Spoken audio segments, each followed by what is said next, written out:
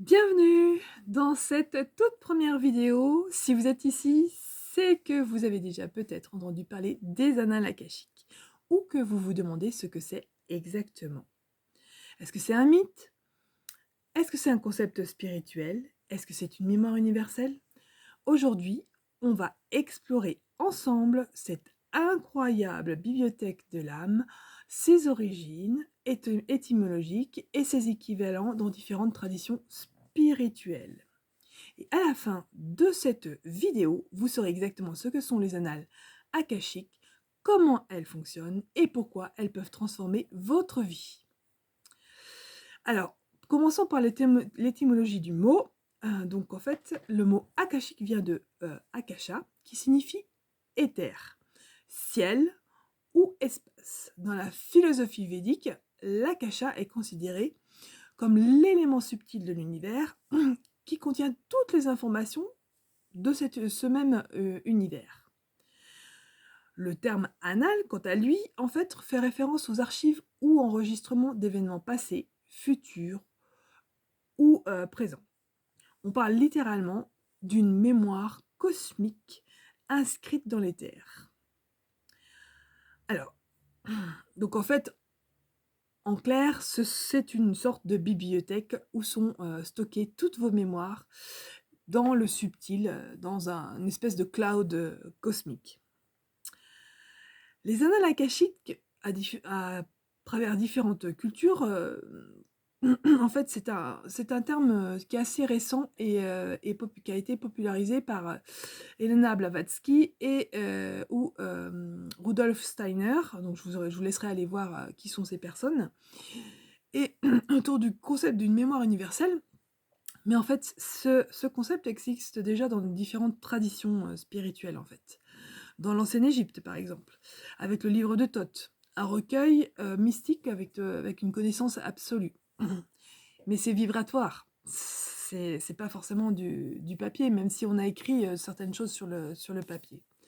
Dans le christianisme mystique, alors avec le livre de l'Apocalypse, ou dans le livre de l'Apocalypse, il y a ce qu'on appelle un livre de vie, où sont consignées, en fait, seraient inscrites toutes les âmes et toutes leurs actions, en fait, voilà.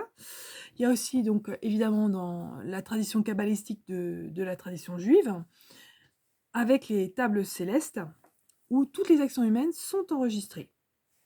Et puis, bien évidemment, puisque le terme akashique vient de l'hindouisme, et bien dans le bouddhisme et l'hindouisme, on trouve ce qu'on appelle les chroniques de l'akasha, où les sages, en fait, peuvent accéder à la connaissance universelle, et vous vous en douterez, puisque en fait, c'est une tradition ésotérique, c'est par la méditation qu'on peut y accéder. Alors, pas de panique si vous n'êtes pas un fervent de la méditation, c'est pas parce que vous ne pratiquez pas la méditation 3 heures par jour que vous ne pouvez pas y accéder, d'autant plus que là, en ce moment, en fait, les connexions sont très fines entre le monde du subtil et le monde terrestre. Donc, voilà. Avant, il fallait beaucoup de temps de méditation pour y accéder. C'est beaucoup plus simple maintenant. Et puis enfin, dans la dernière tradition, enfin la dernière culture en fait, dans laquelle on peut le retrouver, c'est dans les cultures amérindiennes, avec certains chamans qui parlent en fait, de la toile de l'univers ou le rêve cosmique, et qui gardent en mémoire en fait toutes les histoires et les expériences des ancêtres. Donc finalement, quelle que soit la tradition, l'idée reste la même en fait. Il existe une mémoire subtile de l'univers, accessible à ceux qui savent comment s'y connecter.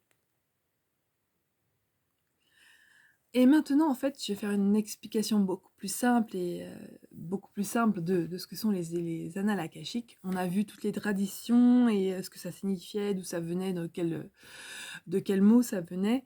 Eh bien, en fait, imaginez une immense bibliothèque énergétique contenant chaque pensée, chaque action, chaque émotion et chaque expérience de chaque âme de tout l'univers, depuis toujours. En fait, c'est ça, les annales akashiques. Et c'est depuis le passé, dans le futur et dans le présent. Et oui, on peut mettre aussi on les décrit aussi comme cloud cosmique, où tout est enregistré. Et pourquoi existe-t-elle? Pourquoi cela existe? Eh bien, en fait, ça soutient notre vie, en fait. Ça va d'avoir des enregistrements, comme des notes, comme des livres, comme des livres dans une vraie bibliothèque. On va pouvoir avoir une référence quand on mène un travail d'enquête, on va avoir une référence dans laquelle on va pouvoir aller chercher, trouver l'information qui correspond au blocage, et ça va pouvoir en fait nous guider, en fait nous aider à comprendre nos schémas de vie, nos blocages, bien sûr, je viens de le dire, et nos potentiels cachés. Beaucoup de traditions spirituelles en parlent donc sous différents noms, et ça je les ai évoqués un peu plus en avant dans cette vidéo. Je vous invite à retourner le voir. Alors, qui peut y accéder? Eh ben, bonne nouvelle, c'est plus réservé qu'à des méditants, voilà. Tout le monde peut y accéder. Mais la question, c'est comment affiner cette connexion, en fait, parce que c'est une connexion à ces mémoires.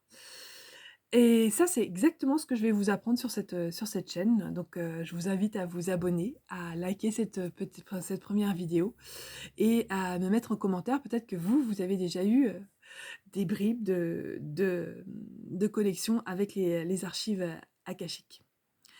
En fait, les annales akashiques sont une ressource incroyable pour mieux se comprendre et avancer avec plus de clarté.